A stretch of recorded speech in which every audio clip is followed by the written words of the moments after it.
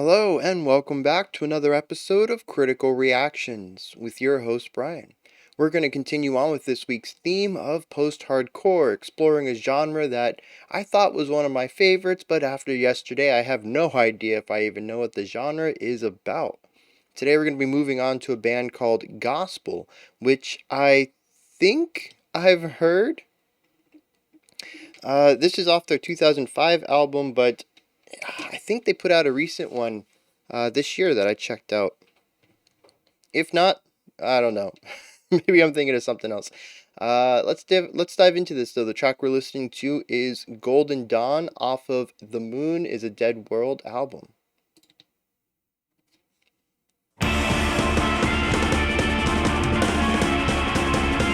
Very compressed sound right off the bat.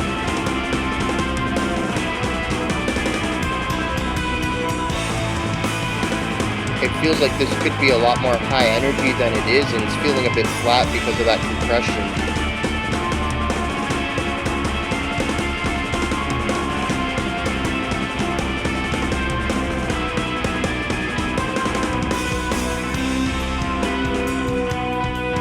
The bass and a drum are really laying this rhythm home, the accented beats.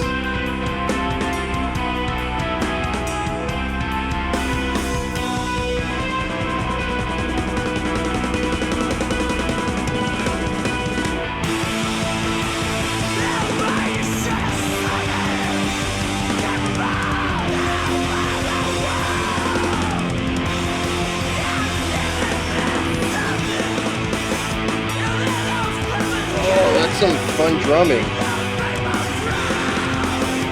The rising steps in our chord progression.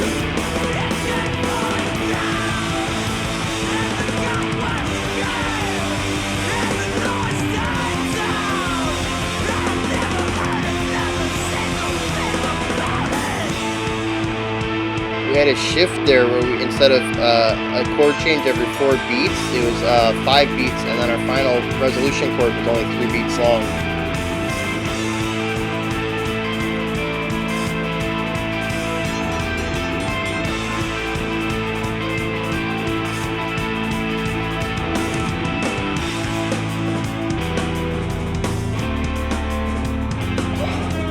Those tight, quiet snare rolls are so good.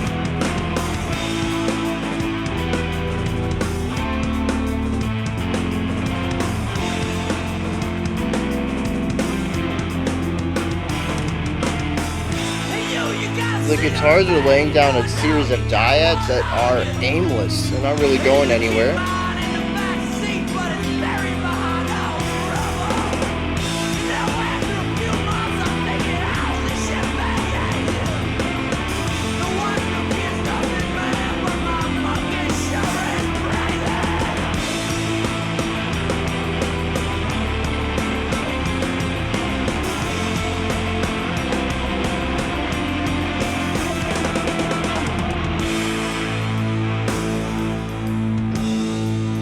Really sharp turn right here.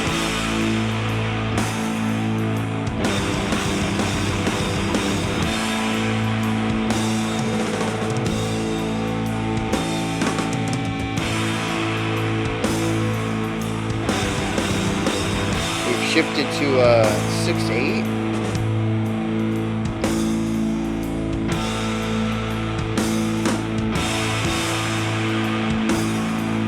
There's a variation in here somewhere though. I gotta figure this out.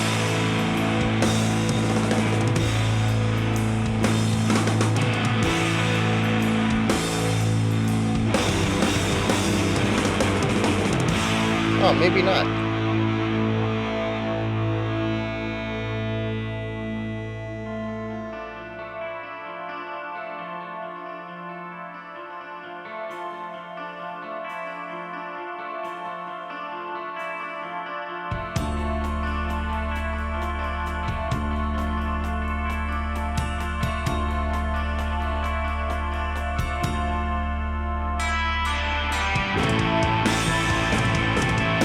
So we're continuing on with this triplet vibe.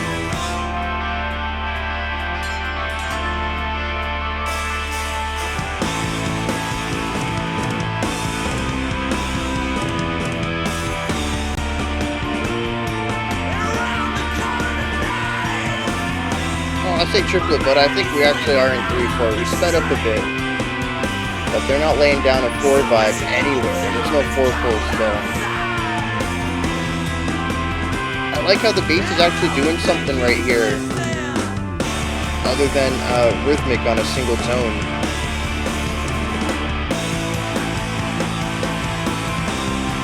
I say that and the bass flips back to that, so...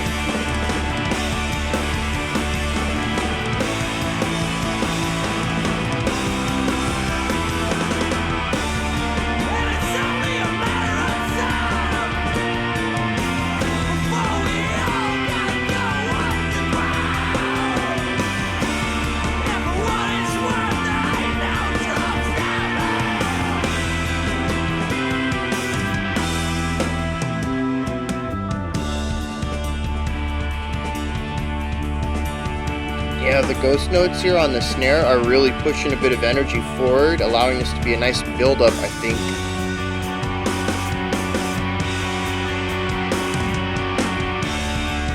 A lot of dissonance coming from the guitars.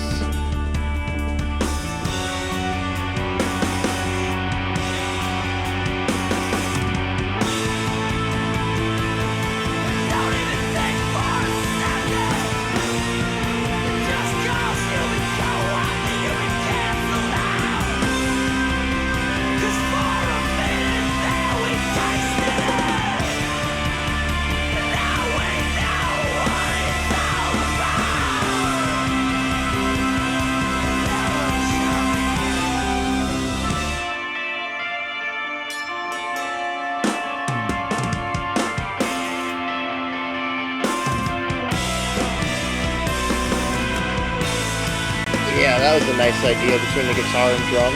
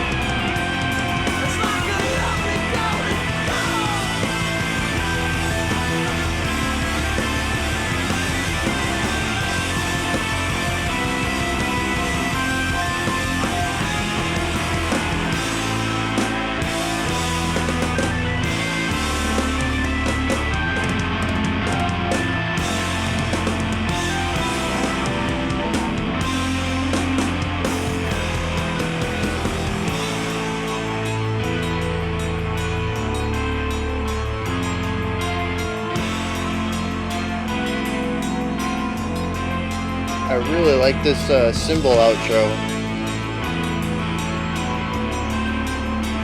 especially with each of the two cymbals being panned differently.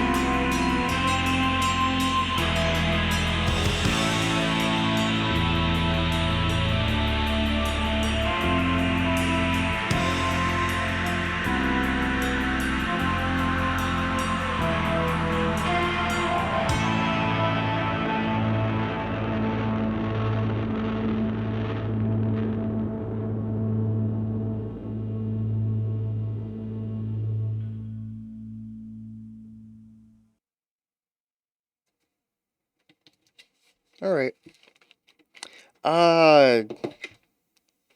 It's interesting because there's a lot of parts in here that I really enjoy. makes me want to check out the rest of the album, especially considering this is the longest track on the album by quite a bit of time. There is a 6 minute and a 5:40, but the majority of these tracks are under 4 minutes long, which is kind of what I associate with post-hardcore. It's not a genre that I typically think of epics. I'm sure there are some. This was an example of that, a 9 minute post-hardcore track, but it's just not a it's not a length of time that I typically associate with the genre.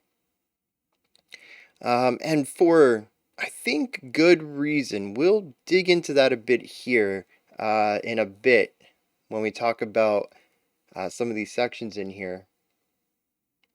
But yeah, the 9 minute length we definitely have to talk about. Where do we start though? Let's start with the vocals, because I feel like these were the most evocative element of the song, in that they were extremely emotive.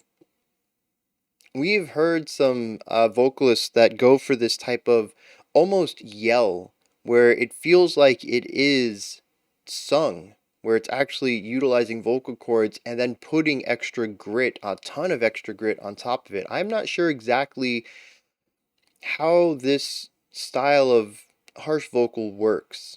If anybody has some insight or a video to point me towards, of maybe a vocal coach has gone over it or something, I'm curious, especially particular, how it relates to the false chord stuff we hear, like the typical modern metalcore higher harsh, the fry scream, and the lower guttural harshes, not necessarily growls though.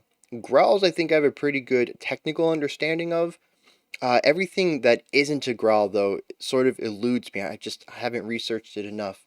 But this, like I said, this seems to pair false chord and vocal chord combinations. At least sonically, it sounds like that. There's a lot of pitch control in here that we don't hear in a lot of metalcore bands or even deathcore bands that utilize that higher fry scream.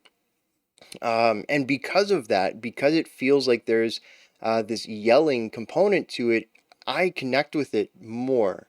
It feels more human than your cookie cutter metalcore screaming style, where the vocalist typically just has that one pitch, that perceived pitch they hit, and they just, ride on it for the entire song.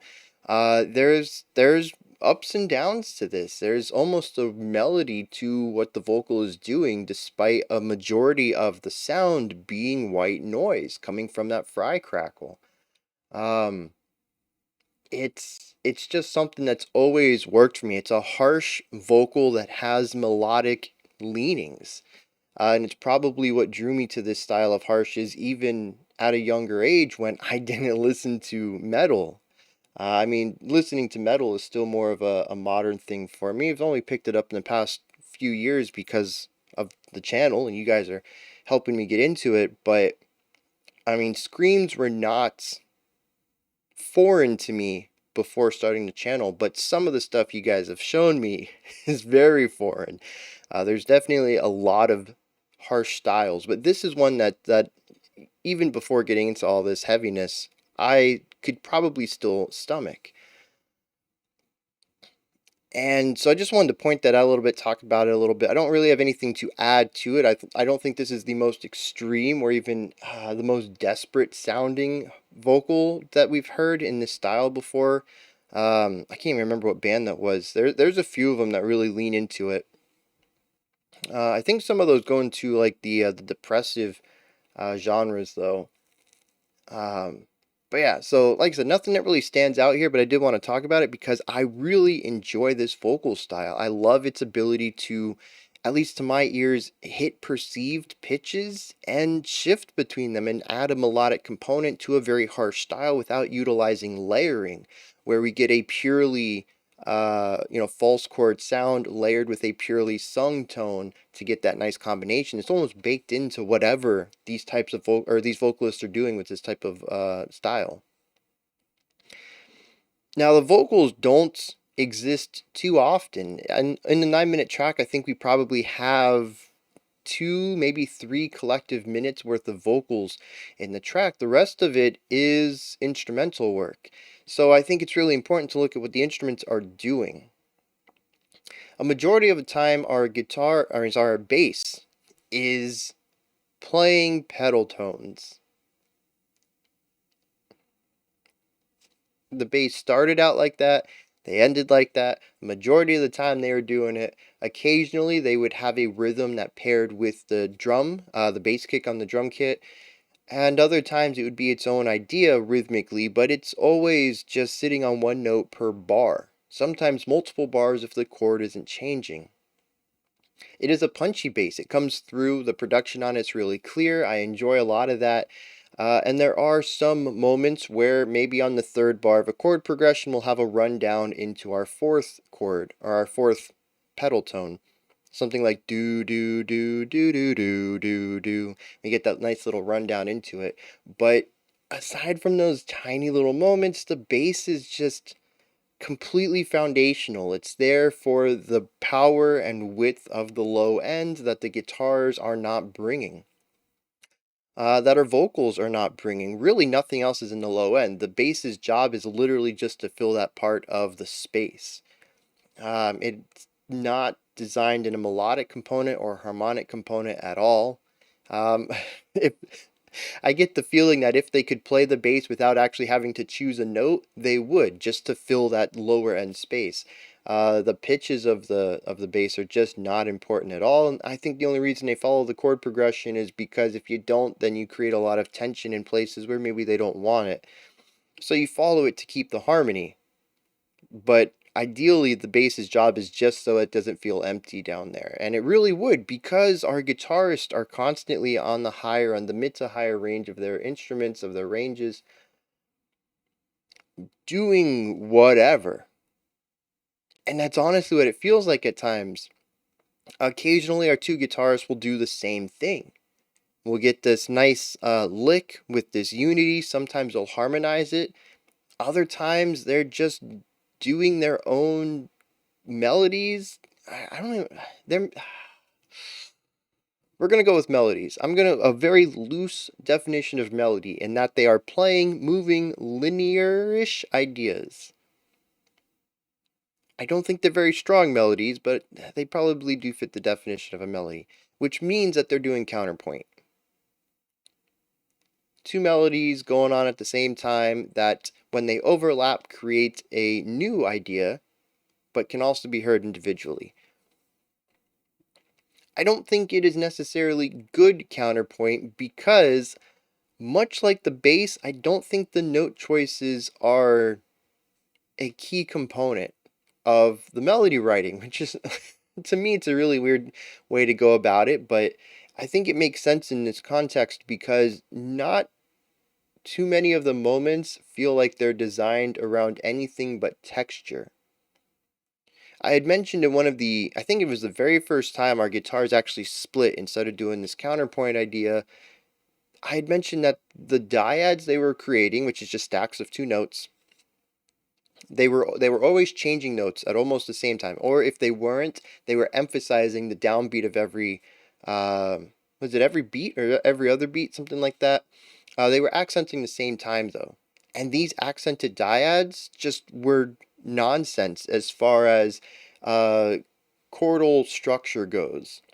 The cool thing about chords, and alternatively also dyads and triads, since they are built up and create the feeling of chords, actually they are chords, yeah, 2 and 3 note chords.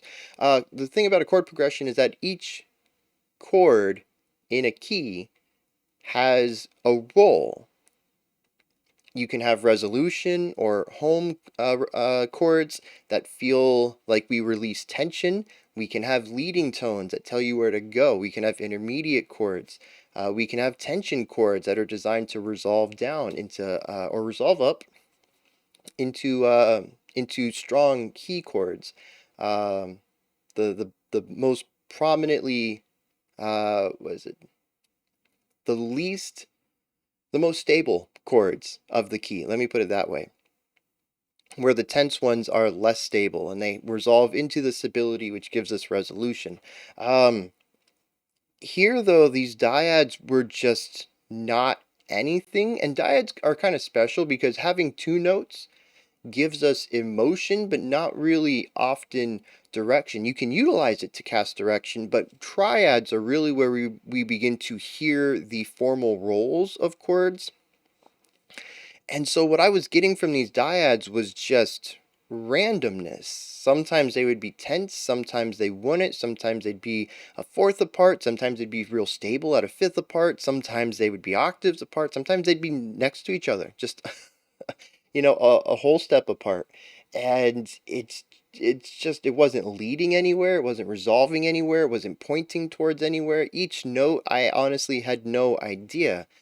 Sometimes when I do these reactions, you'll see me like, go like this and the chords rise with it, even though it's the first time I've heard the idea. The song is giving me a map and it's pointing me where I should expect it to go. Now, songs can always subvert that, and you'll usually get a pretty good chuckle out of me if you tell me you're going one place and out of nowhere take a sharp right. But this was not a map at all. It was a blank page. I literally had no idea what the next note was going to bring. It was just very chaotic, and most of these sections followed in that footstep. There were very few moments in here where I had a strong grasp of what was coming next. Now, I like to be critical here, not cynical. I like to give the benefit of a doubt that this was not crafted this way because they had no idea about music composition, or sorry, music theory, and that they were just choosing notes at random. I tend to give the benefit of the doubt that everything here is constructed with intent. I'm curious if we get into the lyrics if there's going to be any feelings of being lost in here, or swirling, or like a whirlwind, being overwhelmed, any of these types of ideas. Because that's exactly what a lot of these sections led me to feel. They're very based on the textures, not so much of the melodies or the harmonies. It really is just about putting these series of notes out there and what atmospheres is giving us. Now, this leads into another thing in that there really aren't a lot of strong melodic components outside of the vocals, which are only semi melodic in the sense that there is a bit of a perceived line to them, but they're also mostly textural. So I don't even know if I could attribute them to having strong melodic, or attribute them to giving the song any melodic movement while it's present as well. It's certainly one of the more melodic aspects of the track, but again, that bar is kind of set pretty low as it is.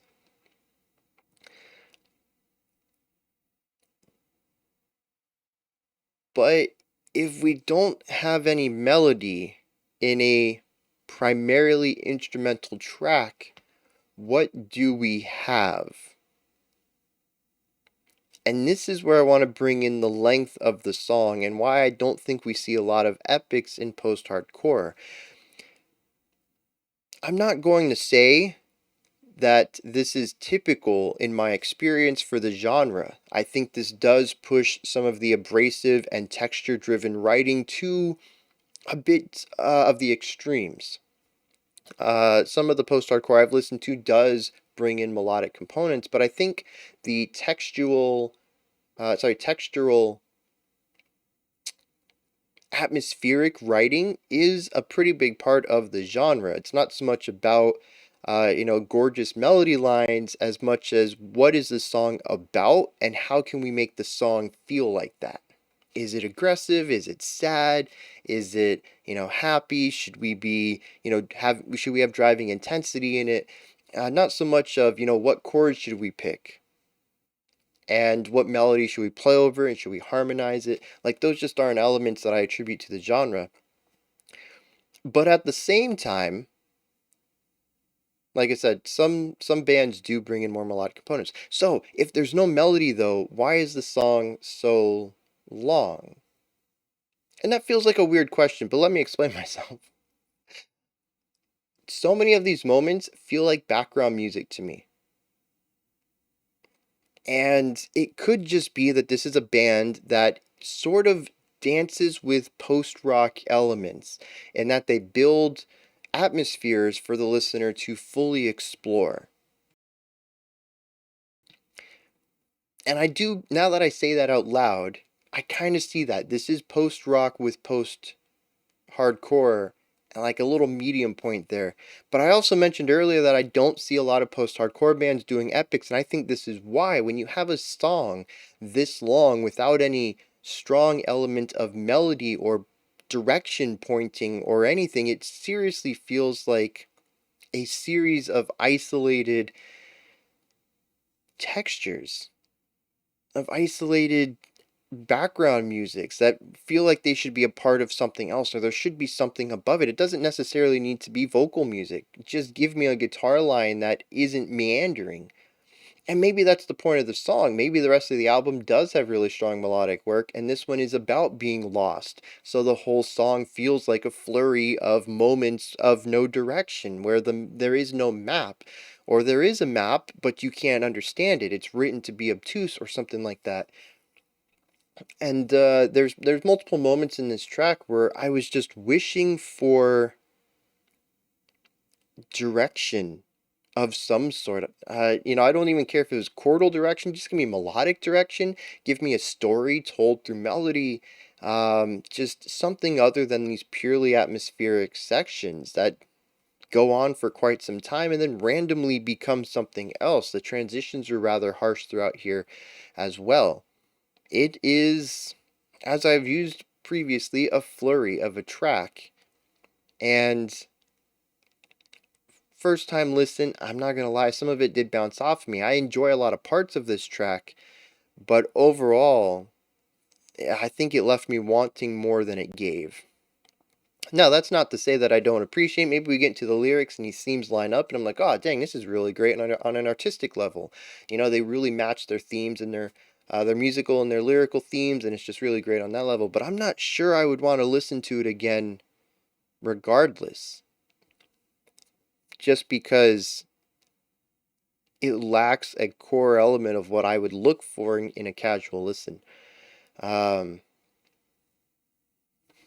I think the last thing I want to touch on, maybe two things. The drumming was phenomenal.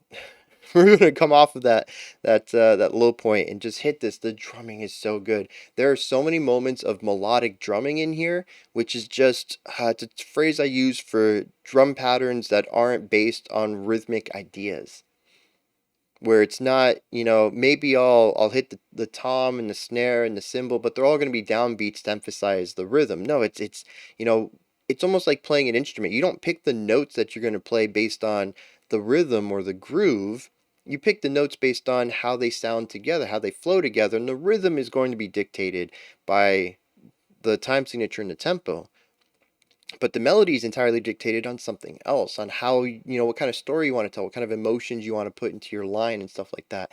And that's what I get out of the drumming here. There's just so many moments where they're like, okay, it does have to be rhythmic to fit in with the time signature, but what if we just played this series of instruments? What if I never repeated the same instrument twice in a row? What if I made sure that I hit every single thing on my drum kit before repeating anyone? And so we get these really nice rhythms that fit in with the flow of the song, but the sound of them, because each drum has a pitch, every percussion instrument has a pitch. And so we kind of get a little bit of a flow to our drumming melody. It's so good. Um, it's something we don't see too often. It takes a very specific kind of drummer because a majority of people, I don't know if it's just that this is the standard idea for drumming, even going way back in time, or if this is just following your inspirations and so many people drum like this, but a lot of it is staying in the pocket and getting fancy with fills or ornamental ideas where they're always secondary to the groove.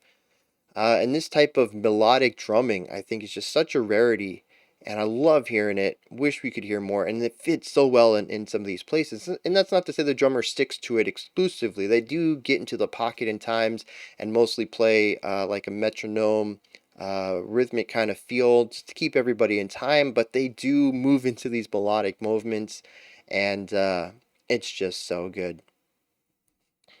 And then the production, I mentioned it right off the bat. It is super compressed. It's a 2005 album, so I don't know that I can really speak too much on it. It could have been an entirely technical thing, but I really feel like this would have,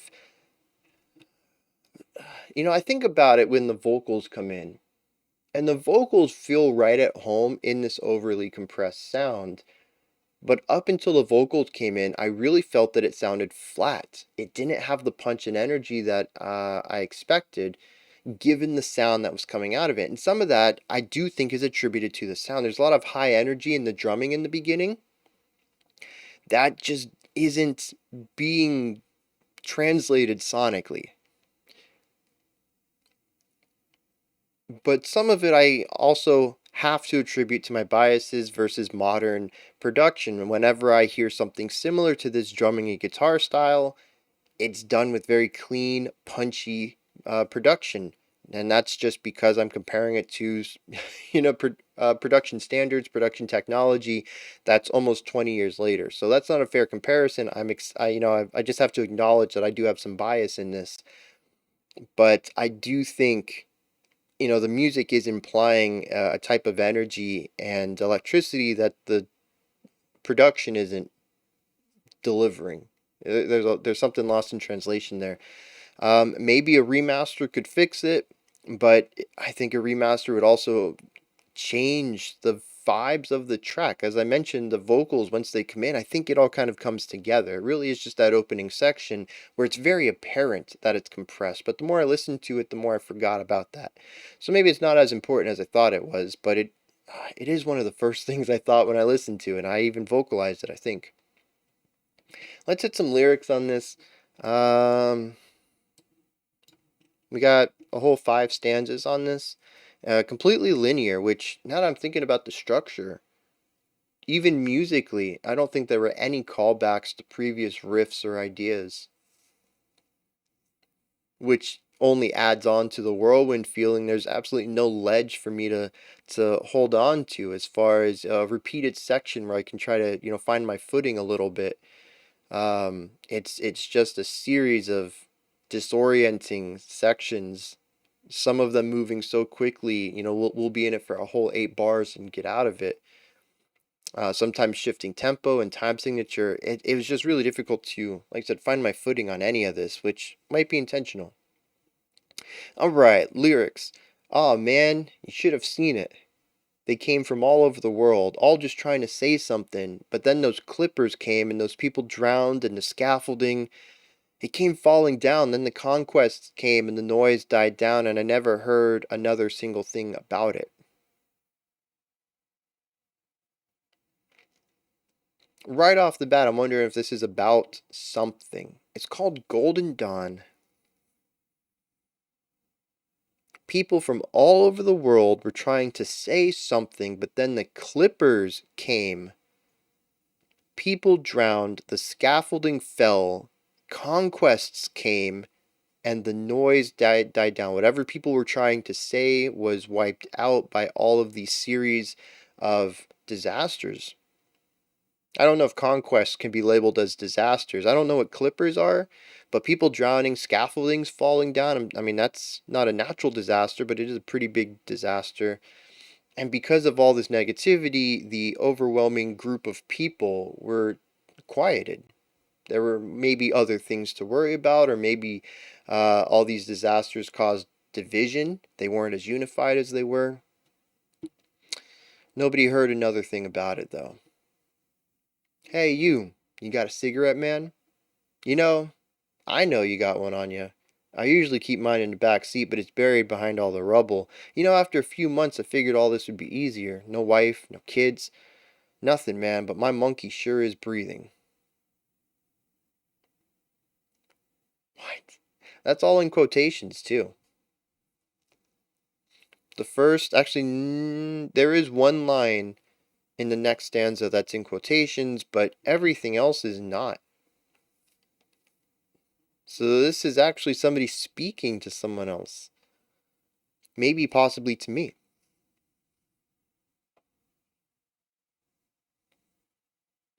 And around the corner tonight, My man, he's sleeping on the street. Someone should go tell him it's cold outside. I don't think he's listening. And it's only a matter of time before we all got to go underground, and for what it's worth, they got no drugs down there. And don't even think for a second that just because you've been co-opted, you've been canceled out, because for a minute there, we tasted it, and we know what it's all about.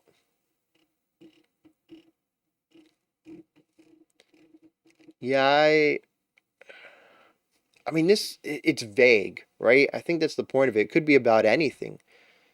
It could be about world peace. It could be about people coming together, about stripping the I don't want to say diversity, but the divisions between us and coming together as a people. But you know, there were floods and some things happened, and conquest, lots of wars and all that, and it's just not as important as some other things anymore. And because of that, life is a bit difficult. People are out sleeping on the streets. No one's listening to anyone. Eventually, there might be nuclear war. We're all going to have to go underground, and that's going to suck. But we all tasted that one moment right at the start, before all this happened. We were trying to achieve something, and we almost did, and we almost can again. So there's some hopefulness in this. And I think that's what it's about.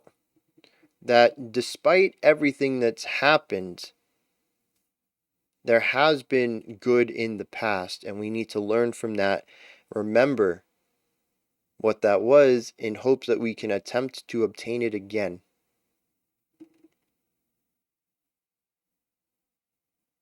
That's my well, dang. I was gonna say that's my reading on it, but I was like, oh, what about the theme of the music? It was just chaos. I mean, maybe the music was supposed to be all of the negativity, the wars and the disasters and the destruction and all that.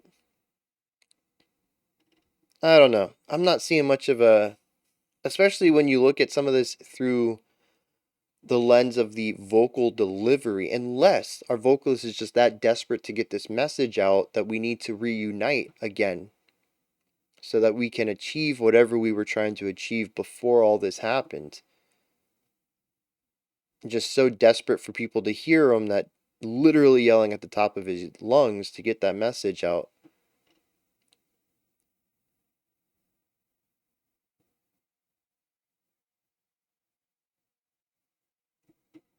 I'm kind of conflicted on this one. There's a lot of good moments in it. It makes me want to check out more by them. I'm still like 50% certain I checked out a 2022 album by them. Um, Let me check real quick. It's gotta be aggravating me. Now I gotta know. Gospel, gospel, gospel. Find gospel. I checked out The Loser, which was their 2022 album. It did not make it on my AOTY list though. But I did enjoy the song Hyper. That was my favorite track off of it. Dang, I must have listened to that a long time. That was the 23rd album I listened to this year, and I'm at 114. So yeah, that was a few months ago. I wish I could remember. I might just go listen to it again just in case. Anyways, those are my thoughts on Gospel's Golden Dawn. I'm a bit, like I said, a bit mixed on it. There's some really great stuff in here. I might check out the rest of this album. I might just go back and check out The Loser again and see why that didn't end up on my AOTY. Maybe it was a lot of the same issues I had with their older stuff. I don't know. I'm curious now. This is where you guys come in, though. Hit me up in the comments. Let me know what you thought of this one. If there's anything that stood out to you, anything you'd like to add on to what I said, correct me on, just open a dialogue. I had some criticisms of this one, but a lot of them I think were steeped in my own biases. But I still think there is some validity to at least the production one. The melody one, that's up to personal taste, I think.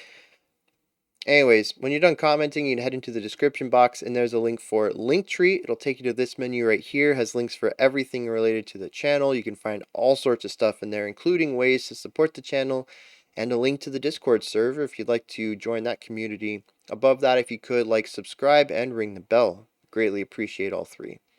We have a special selection coming up next. It is massively requested.